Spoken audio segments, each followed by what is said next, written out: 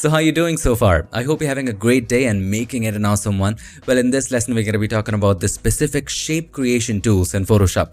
However, we have already talked about the concepts of how it all works, how the parts in the fill come together. Do you know where? Can I guess it? We have talked about it in an earlier lesson on Pen Tool. If you haven't watched that yet, I would highly recommend that you go back and watch it because that is the base for this video and many other upcoming videos. And that's important too because once you understand parts and fills, it'll be very easy for you to understand illustration software like Adobe Illustrator and others moving forward. So without any further ado, let's get started with the very first tool right here, and that's going to be the rectangle tool. Back in the magical world of Photoshop, and where do you find the rectangle tool? Well, it is inside the shape group, the very first tool right there. If you click and hold, you will find the rectangle tool, and any tool that you select, what did we learn before? The options or the settings or the features of that tool will be at the top in the options bar. So let's not worry about it right now. Right now, let's learn how to draw a rectangle. As simple as that. So all you have to do once you choose the tool, you can choose the fill of the rectangle. You can change that later as well. So let's say I want my rectangle to be, let's say, blue. So I'm going to pick blue. You can pick any color you want. You can just double click on in here, choose whatever color you wish and hit OK. If you want your rectangle to have stroke, which means border, you can choose that color here as well. If you don't want it to have any stroke, you can click here and choose the first one with a cancel bar cutting right through it. All right. If you don't want any fill, you can click on that one right there as well. All right. So right now we are creating a rectangle with a purple-ish fill with a 0 stroke. And all we have to do is to just click and drag. As simple as that. And the properties of that rectangle will be shown up in the properties tab. If you cannot find the properties tab, you can always go to window and then make sure that at the bottom right here, properties is checked. Okay. Once you check that, you'll see it again. All right. Let's collapse it. So this is how you draw a rectangle. Now, how do you change the color and add stroke later? That's simple as well. So if you changed your mind on the color, you can always single click on the fill and you can choose whatever color you want. It'll change real time, absolutely non-destructive, and this is a vector, my friend. So you can change the color, and let's say you changed your mind and you want a stroke now. So you can just click on the stroke and choose whatever stroke you want. So let's say I want black stroke. Right now the stroke is not visible. Why? Because the thickness of the stroke or the border is 0 pixels. So we need to increase it. So as we increase it, you will see the stroke is created inwards. It's being created inside the shape. You can always change that by this drop down right over there. So if you click on that drop down, you can have dotted stroke, this kind of stroke, lots of varieties. Now, you can choose to have it in the center. You can choose to have it inside, or you can choose to have it outside the shape. Makes sense? So what will happen is with the middle one, it'll be in the middle of the path, and the top one will be inside the path, and the bottom one would be outside it. Now, while creating strokes, a couple more things that you have to decide on is the caps and the corners. So if you open that again, you will see caps and corners. Now in this case, you won't find caps because caps are usually applied at the end of a path. Now this is a closed path, right? So you won't be able to see it right here. Now let's talk about corners. There are 3 types of corners. This is rounded one, and this is at the edge, there's a cut. So you won't be able to see different changes in corners. Do you know why? Because the stroke is on the inside. As soon as you have the stroke in the middle or the outside, you'll be able to see the difference. Now have a look at the corner. This is rounded corner. There's a cut right there. And this is, cornered corner. Right, squared corner. All right, you have a lot more options right there if you want dashes. So this is custom. So if you want dashed line, you can check that, and you can control the distance. 2, 2, 3, 4, 2, 3. So you can control so for the first one, you'll have a dash of 2. For the second one, you'll have a gap of 2, and then dash of 4, then gap of 2, then dash of 2, gap of 4. You can just control it accordingly. All right, this is something not very much useful. So let's go with the first one. Sometimes they are useful when you're trying to create a specific design, but if you're more into graphic designing, I would highly recommend learning Adobe Illustrator because that is the thing for it. Okay, this is basically it. Now, what about gaps? You can't really see it in this case, and that goes beyond this lesson because in this lesson we are discussing the shape tools in Photoshop and most of these are closed. So gaps are not really applicable, but I'm gonna show you anyway. So let's select the pen tool and let's make an open path. Okay, now it's being created in the same layer right now. So if you want to create it separately, you can do that as well. So I'm going to create a brand new layer, and in here I'm making an open path just like this. And then let's create a solid color adjustment layer, and we can choose whatever color we want. We don't have to fill it. So we can go to the shape tool, and at the top we don't want any fill, so we can always just click on it. First of all, let's choose shape right there at the top, click on the fill, and we don't want any fill.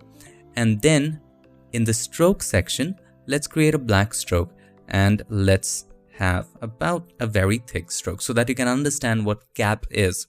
Now if you go down right here, the first one is where the stroke just ends, where the path ends. So if you look at the path right there, see, the stroke just ends where the path ends. All right, now let's understand the second one. The second one is, it shows you in the icon where the path ends, it just rounds itself. Have a look, it just rounds itself. If I minimize it, it similarly did that at the top. Now the third one, it's a square. It doesn't end where the path ends, and it just squares around it. So I hope you understand it. It's very self-explanatory. So now you understand what gaps is. It only applies to open paths. You understand what corners are. How are the corners are going to be when you add a stroke? And alignment. Do you want it to be inside, in the center of the path, or outside the path? That's up to you. You can also have dashed lines, dotted lines, and you can control how much gap there is. If that's a dashed stroke, you can control the length of the dash and the gap and the third dash and the fourth gap, so on and so forth. All right, so that's all about fills and strokes. Now you must be thinking, rectangle is all right, but how do I draw a square? Simple. When you just drag a rectangle, it does not maintain any proportions, right? And what is a square? It is simply a rectangle with equal width and height. That's all there is to it. So while you drag a rectangle, just hold the shift key. This will keep the width and the height equal, and thus you can draw a square. As simple as that. Now sometimes in some designs, you would want to drag a square or a rectangle from the center. How do you do that? Well, right now when you drag a rectangle, you drag it from the corner. Right? What if you want to create it from the center? There's a center point and you want to create a rectangle around it. How do you do that? All you do is, when you start dragging the rectangle from that center point, without letting go of your mouse or tablet, hold the Alt key, and then now you're creating it from the center. Make sense? Now I'm going to do that again for you. This is a little tricky. If you hold Alt beforehand, it'll show up the eyedropper, and no matter what you do, it'll just keep on sampling. It won't work that way.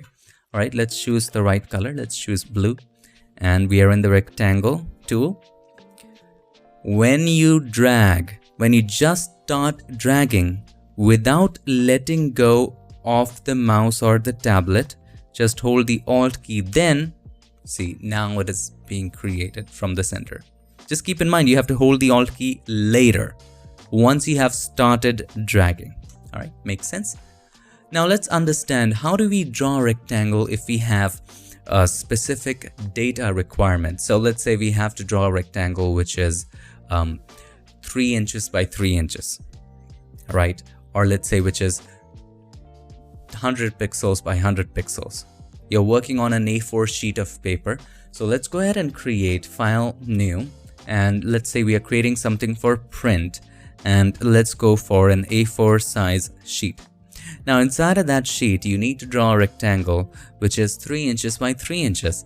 How do you do that? How do you have that exact number in place while you print? Well, now printing is a whole new different class. But right now, just for layman's terms and having a basic idea of how it all works, all you have to do is, instead of dragging to create a rectangle, just simply click on it with the rectangle tool selected. So click, see, it's gonna show you create rectangle. Now you can just type in 3 inches by 3 inches. You can type in the units as well, whether pixels or inch, whatever works for you. You can also check from center. If you have clicked at a point where you want to create a rectangle from the center, you can always check that, but we don't need it in this case. Hit OK. And we have a rectangle which is 3 inch by 3 inch on an A4 size paper. Now keep in mind, when we are doing something on the screen, which is a pixel unit, and pixel is not a physical unit, it's a digital unit, 3 inch doesn't make sense. Therefore, we need something for reference, and that's why I was telling you 3 inch on an A4 size paper. It just depends on what you have defined as PPI while creating that A4 size paper. Okay, so right now it has 300 PPI. So if we go by 300 PPI or 300 pixels per inch, in that case, you can tell that this is 3 inch by 3 inch. Okay, or in other words, we can also say that this is 900 pixels by 900 pixels. You know why? We talked about it in a very early lesson. Because every inch has how many pixels? 300. So 300, 300, 300, 300, 300, 300. So 900 pixels by 900 pixels. Don't believe me? Well, if you just simply open up the properties right here, have a look. Width is 900 pixel, height is 900 pixels. Magic, right? Well, it's all simple maths. Now let's talk about the properties of rectangle, not in mathematics, but inside of Photoshop. So let's go ahead and draw a rectangle, and after that we'll get to some cool application. So don't worry about it. So let's draw a rectangle. Right here you will find properties. Now if you're using Photoshop 2021 or 2020, you will find at the corner there are these round points right there. Using those points, you can control the roundness around the edges. So let's see what they are. So as soon as you take your cursor over it, it'll show you an arrow with a curve next to it, which means that when you drag it now, see, it just creates a curve around the corner. This is very useful if you're creating, let's say, an icon or creating a UI. This looks super good. Apple does it all the time. Alright, you can also control it with the properties. Again, if you cannot see the properties, you go to Window and then make sure properties is checked. Right here, you will find the roundness, which you can increase and decrease. If you want different roundness levels on the 4 sides, just break the link. Have a look. This link, it just keeps all the 4 sides synchronized. So once you uncheck that or unactivate it, if that's the word, deactivate is the word, I'm sorry. Once you deactivate it, you can control the corner separately. So you can have more here, less on the other one, like very, or a little bit here, and none in here. So this is a shape that you might want. Now this is pretty interesting. However, you must be wondering, what is Pathfinder right there? Don't worry, we'll get to that later. But for right now, let's learn a super cool effect. Now let's say in this example, you want to add some fancy text. You want to add text in such a way that there's a rectangle and the text is just cutting it in that area. For instance, let's say we have a rectangle. Let's draw a rectangle right there. And let's type in something simple. Let's choose the color white. And now on top of that, I'm going to choose the text tool. And on a brand new layer, I'm going to write something here. And let's write cars. Okay. Or simple car wash. And let's change the text color to black. It doesn't matter right now. And let's make the text a little bigger. Pretty darn good. Now what if I want this car wash text to make a hole in that rectangle so that we can see through the photo? Well, usually masking will come to mind. Usually what we would do, well, we would hold the Control or Command, then click on the thumbnail of the car wash so that the car wash text is selected. Just turn it off and then select a rectangle and create a negative mask by holding the Alt key or the Option key. Click on the mask button. Now that area is cut and you can see through it. So we can now move the rectangle and you can just see through that car wash text. Now let's say you want to change the text, or you want to change the font, or you want to do something. Maybe you want to change the kerning. Maybe you want to do something in here. Maybe you want to make it bold. Maybe you want to make it thin. What do you do then? You would have to do the process all over again because this is burned down to the pixels. Whatever you do in the mask is not a vector. So how do you make it non-destructive? Well, a better way to do it is this. So all you have to do is to double click on the right hand side of the car wash layer. And from here in the knockout section, you can simply choose shallow and hit OK. Nothing happens because right now it is filled with black. So we need to decrease the fill to 0. It completely knocks out and makes a hole in that area. By the way, there's a problem with this. You know what that is? Right now, even if I take a brush and paint something even under the rectangle, it'll be cut as well. So if I take, let's say, green as a color, and let's paint something right here, flow and opacity at 100. See? It's also making a hole through that. We only want it to make a hole in the rectangle. How do we do that? Well, for that, you need to keep both of these inside a group. So let's choose the car wash, hold the controller command, select the rectangle, press controller command G.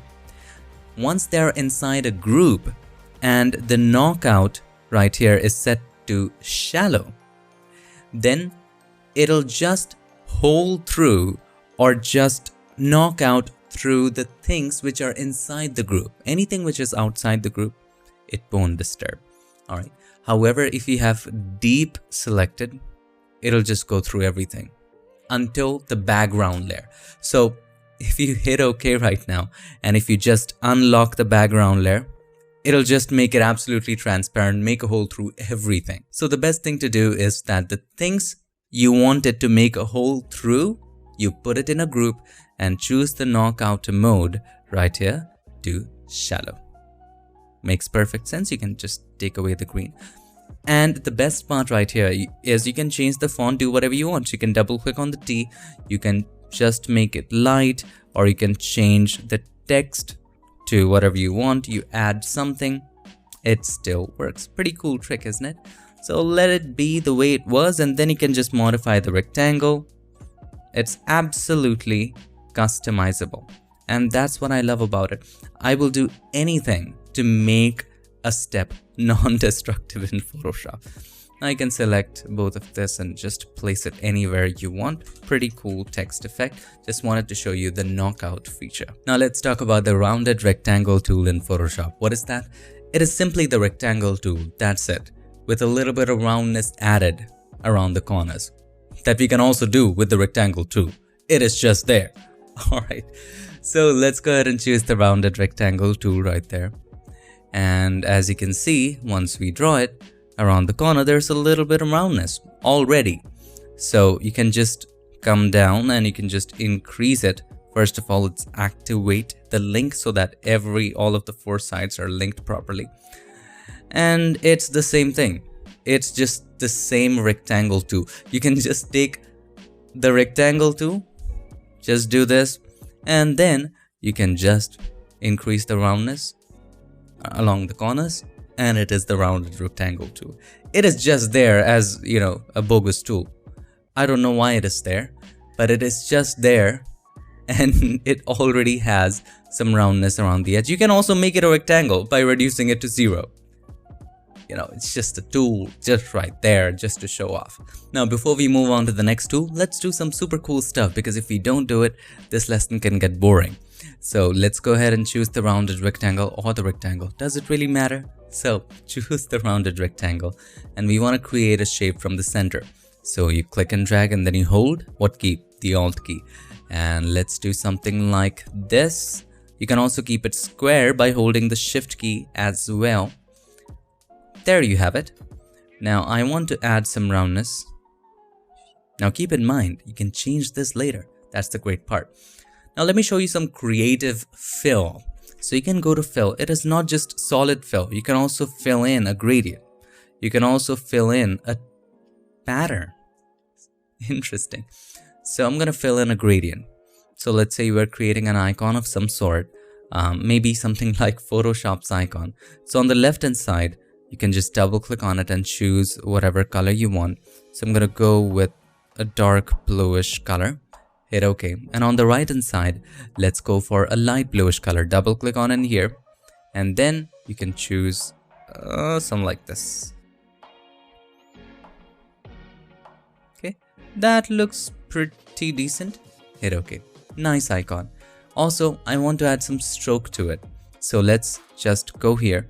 And first of all, let's increase the thickness. Let's keep it at about 40. 40 is good. It was around 40.16. Just a little. The mind feels good when things are round figured. So let's go ahead here as well. Let's go with the gradient. So let's zoom in and go with the gradient. And here, double click on it here. I'm gonna pick the same colors. So what if I pick in this color, something like this? Hit OK. I'm sorry, this was not a gradient. So let's go to the gradient. For the left hand side, you double click on it. Let's pick a color. So I'm gonna pick a dark color like this and make it even darker. So make it darker and probably just increase the saturation or decrease the saturation a bit. Or what if you make it lighter, just a little bit lighter? So we take this color or take a lighter color from right here. Okay. Hit OK. For the top one, right hand side, you double click on it and choose a lighter color and just make it a little more lighter. Something like this. Looks very, very interesting. Let's make the stroke even thicker. Let's go for 50. How do you feel about that? That looks interesting. Now you can add some text on it. So I can just go to the text tool, and I don't want to add inside it or confirm it inside it. Let's create it on a brand new layer and type in the name of your application. Photoshop has PS. So let's say I have an app of my own. So I'm going to type in UD and double click on the T and then just change the color to white. And just place it in the center like this. By the way, if you want to place it in the center of this shape, you know what to do. Hold the Control or Command, click on the thumbnail of the rounded rectangle, and then with the text layer selected and the move tool selected, you can just center it horizontally and vertically. All right. Once you have centered it, press Control or Command D, Control or Command T to open up the transform controls. I'm sorry about that. And then make it bigger according to your choice. So there you go. This is a nice application icon. And if you want some more reflection, you can also do that. Just above the rounded rectangle, let's create a brand new layer. And in this layer, we can just add another rectangle, a regular rectangle. Let's make a large rectangle. And we want to make a white rectangle. Press Control or Command D. And you want to make reflection kind of thing that you see on the TV, and we only want to limit it just to the rounded rectangle. How do we do that? Hold the Alt key or the Option key and click on the line between these two layers. Then you want to create it as a reflection. Decrease the opacity. Let's decrease it to about 20. What do you think about that? Or let's go for 25. Then create a mask. Click on the mask button and choose a gradient, and we're going to create a super nice gradient, something like this or this. Whatever feels good to you, from top to bottom or bottom to top. That's up to you. This looks interesting. Now let's take a look. This is a very interesting logo, right? Now one thing you must have noticed that once we created a clipping mask, it's not really applying it on the stroke area. No matter what we do, even if we create a brand new layer and we hold the Alt key or the Option key and click on the line between these two, if we take a brush and if we paint with black, it's not applying on the stroke. How do we apply it on the stroke? Well, first of all, let's unlink it first. Hold the Alt key or the Option key, click on the line between these two layers. And then all you gotta do is put it in a group. Press Control or Command G, put it in a group. By the way, the background is white so that you don't see white on white. So let's change the background to something off-white so that you can or let's change it to a darker color. Maybe this. Okay. Now you want to limit it to the logo, but if you do it without creating a group, let me ungroup it again and show it to you again. So if I ungroup it, if you directly create a clipping mask by holding the Alt key or the Option key and click on the line between these two layers, it's not being applied on the stroke, right? Again, let me show that to you again. If we try to paint with anything, I can't really, no matter how much we paint, I can't really apply it over the stroke. How do we do that? First of all, let's unlink them. Then put just this logo in a group. Select the first one, press Ctrl or Command G. Actually, it's a shape. Ctrl or Command G. Now, in this group, you just have this shape. Now, apply it just to the group. Hold the Alt key or the Option key and click on the line between these two layers. Now it works. See? So when it doesn't work on the stroke, just put it in a group and it will work fine. Now, if you just paint and create a clipping mask, it'll just cover the stroke as well. So a simple fix to that, and a very interesting logo that you can take forward. Now let's move to the triangle tool. It's simply a polygon with 3 sides. So again, I don't know why do they have it. You can just choose the triangle tool and create a triangle. Okay, simple triangle. You can also just add some roundness around the corners by using these points, just like we did with the rectangle tool. But also you can do this. You can choose the polygon tool, and you know what is the triangle? It's simply a polygon with 3 sides. So choose the number of sides of polygon to 3, and then you can just draw a triangle. And you can control the roundness here as well. These are just bogus tools. You have this rounded rectangle tool, this triangle tool. I don't know why Photoshop is creating these. Probably for the people who are just looking for a simpler Photoshop. I don't know, it's just there. Okay, so let's say you have one option in the triangle tool though. If you choose the triangle tool, if you click and if you create by data, you have the option to create an equilateral triangle. And then you can just, these are corner radius, like how much roundness you want in the corner, and hit OK. See? So, by the way, you can create a similar thing with the polygon tool as well. So if you choose the polygon tool and if you single click, so instead of equilateral, you can just choose symmetric. And maybe width and the height, let them be about 500, or let's go for 800 by 800. Okay. And then you can have number of sides 3 and you hit OK. This is also equilateral, right? So it's just there, you know, some tools are just there. Now let's talk about these things, the Pathfinder things, right, that we learned about before. So let's create a hut, okay? And we're gonna combine the shapes and also subtract from it. We'll learn how to work with Pathfinder. So let's draw a triangle. We don't want any roundness. So let's draw something like this. Looks pretty good. And the color we're going to choose is black. Also, you can change the color from double clicking on the thumbnail right there, because this is a shape. Also, we have discussed it in the pen tool video. Let's choose black. And let's say we are creating an icon for a hut or a home. So let's place it in the center. A little bit at the top. And we can always stretch it a little bit. Okay. And by the way, to stretch it, if you just stretch it without holding the shift key, it will maintain the proportions. So hold the shift key and then stretch. And also if you hold the alt key as well, it'll just stretch it from the center. So I'm going to make it something like this and make sure it's in the center. Then on top of that, let's create a rectangle for the house. Just like this. A little bigger than that. Okay. Let's center this one as well. Now keep in mind, it's on a brand new layer. Make sure right here at the top, new layer is selected. Otherwise, weird things will happen if these are selected. Now press Ctrl or Command A and select the move tool and center this one as well. Center this one horizontally. Now you can make it a little shorter like this. Okay.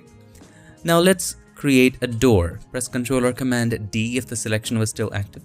So for the door, you can again use a rectangle tool right there and add some more corners around the edge. So I'm gonna create one more new rectangle like this. and add a little bit of roundness around the edge. Or add full roundness. Make it sound like this. Cool. So this is something for subtraction. Center this one as well. So I want to subtract this from there. And we want to join this. So we want to join this triangle that you see and the rectangle. And we want to subtract this one. Now, as we learned before, if you merge the shape layers, they don't rasterize. So select the first shape layer, hold the shift key, select the last one, press Ctrl or Command E to merge them all. Now we want to combine the triangle and the rectangle. So let's come to the shape and we only want to select the triangles. Hold the Ctrl or Command and click on the triangle right there to select the triangle. And to also select the rectangle, keep holding the Ctrl or Command and hold the shift key as well and click to also select the rectangle. Now the triangle and the rectangle both are selected, and then you can just click on the drop down right there and choose merge shape components. Choose yes, and now both of them are just one shape. Now if you want to subtract this one, just come to the shape tool and then you can just click on that, and then you can just come to the pathfinder and just choose this one. This one is subtract front shape. That way you will also have access to this shape. This will be a live shape. You'll be able to control it, right? You can save it as an icon, but as I told you, it's best if you do these things in Adobe Illustrator. But if you don't want to go in depth into learning Illustrator and starting from scratch, then you can do these simple things in Photoshop. That's fine. Now let's talk about the ellipse tool a little bit. It's a really important tool and I'm going to show you its application directly. So whenever you upload your photos to a platform, let's say a social media platform where the profile picture is in circle, like WhatsApp or like Instagram right now at the time of shooting this video, it's circle. How do you make sure that it's rightly cropped? Or if you want to add some border around the circle, how do you do that? Well, that is something you estimate using the ellipse. So right now here is my portrait and I've already cropped it in square. And you can tell by the dimension at the bottom. By the way, if you cannot see the dimension, you can click on this arrow, make sure document dimensions is checked. You can see that it's 2500 by 2500 pixels right there. Okay, so it's a square. So what you can do, let's say I were to upload this to Instagram. So I can create an ellipse tool. And by the way, it's a simple tool, just like the rectangle tool. It creates an ellipse. And if you want to keep it square, you can hold the shift key. It maintains the proportions. Simple thing. Now we can choose the ellipse tool and then click and can choose from center and again 2500 by 2500. Why this number? Because the dimension of the document is 2500 by 2500. So hit OK and then place it in the center. It creates the ellipse from the center of where I clicked. If you check create from center, just place it in the center of this document. Okay, and you can then decrease the opacity. This will give you an idea of what you will see in Instagram. Or if you want to have a better look, here's what you can do. If this is a background layer, unlock it. Then you can just place the ellipse below it and create a clipping mask. Hold the Alt key, the Option key, click on the line between these two. This is how you will see it. All right, in the background, you can just create white so that you can see what's happening. So I'm going to create a white or a black background just at the back, or let's choose gray, something like this. So this is what you will see in Instagram. Now if you want to create some borders around it, you can do that as well. So I'm just going to make a copy of this ellipse, place it at the very top, and let's add some stroke to it. So let's go to the shape tool right there. And we don't want any fill on this one, so click on the cancel, and we want a little bit of stroke, so let's increase it. See, it's adding that stroke. We want to change the color of the stroke to this red t-shirt right there. So double click on in here and just sample this color. Maybe take a brighter color like this. Looks good on Instagram. And there you have it. You can just make it 90. I think it's too thick. All right, this is how it's gonna look on Instagram. What you can also do is that in the background, you can just choose a black color and then just directly upload it to Instagram, and it'll be cropped in a way where you will see the border right there. Very interesting, something you can do, and it's very good for estimating how your profile picture will look in a round frame. Now then you have the line tool, very simple. If you want to create a line somewhere, it's useful. So choose the line tool right there and then you can just draw a line. It's simply an open-ended path. That's all there is. Fill won't work here. All you gotta do is to just increase the stroke. And by the way, this change you can see only in the later versions of Photoshop, which is Photoshop 2021. And then you can just make sure stroke is not visible because the alignment is inside. So you can keep it in the center or outside. Now stroke I've chosen to be very thick. There you have it. It makes sense. Now let's zoom out. And then you can control the line, move it here and there. Press Ctrl or Command T, move it. And then you can also simply control the line by moving the points. And by the way, this only works with Photoshop 2021. In the earlier versions of Photoshop, it was a little tricky. In 2021, you can just choose the line tool right there. And then you can just move the points and easily move the line in any way you want. So simple, isn't it? Now moving to the final tool of this lesson, and that is the custom shape tool. It has a lot of custom tools and that's all there is to it. So just choose the custom shape tool. And here you'll find a lot of shapes. So if you just open groups, there are leaf trees, there are wild animals, there are very complicated shapes as well. So all you gotta do is to just drag it. If you want to maintain the proportions, hold the shift key. Super cool. You can use this as logos or as however you want it. Now keep in mind this is vector. So you can just make it as big as you want it or as small as you want, and big again, it won't pixelate. And if you want to modify it, you can also do that as well. You can just zoom in, and we learned that in the pen tool video. So you can choose the pen tool and then you can just modify these points. And we learned exactly this in the pen tool video as well. So that was custom shapes. So how do we create our own custom shapes?